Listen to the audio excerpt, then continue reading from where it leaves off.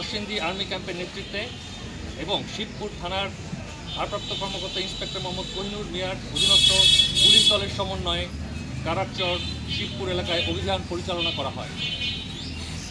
অভিযান পরিচালনাকালে শুটার সানি ও তার সহযোগী মিঠুনকে পাওয়া না গেলেও সর্বমোট 8 জনকে আটক করা হয়। আটককৃতরা হলেন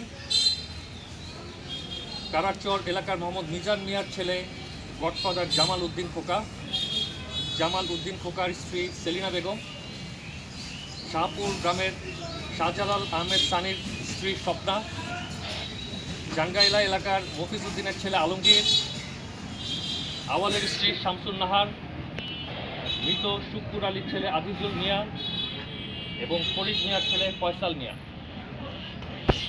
ঘটনাস্থল থেকে একই সাথে একটি 1 বন্দুক, 2টি বন্দুকের কার্তুজ, 3টি পিস্তলের ম্যাগাজিন, একটি খালি কার্তুজ, 2টি রেপ্লিকা পিস্তল, 50টি ক্লিন্টার বল, 1600 পিস ইয়াবা, 5 বোতল ফেন্সিডিল, 9টি বিদেশি মদের বোতল, নগদ 15,40,100 টাকা, একটি ল্যাপটপ, 12টি স্মার্টফোন, একটি ট্যাব, 4টি বাটন ফোন সহ দেশীয় অস্ত্র, 8টি ছুরি, 3টি দা, 2টি রামদা, 2টি বাটুল, একটি বড় হাতুড়ি, একটি পাইপ রেঞ্চ, এছাড়াও ইলেকট্রনিক শক দেওয়ার জন্য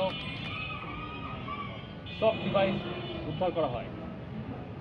পরবর্তীতে গ্রেফতারকৃত সন্ত্রাসীদেরকে শিবপুর মডেল থানায় পরবর্তী বিচারিক কার্যক্রমের জন্য সোপর্দ করা হয়।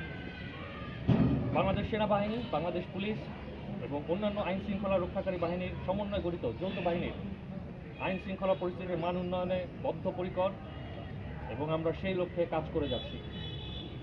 ভবিষ্যতেও আমাদের এই ধরনের অভিযান অব্যাহত থাকবে। ধন্যবাদ। আমি এখন এই অভিযানের বাংলাদেশ পুলিশের যে কার্যক্রম ছিল সে ব্যাপারে বলার জন্য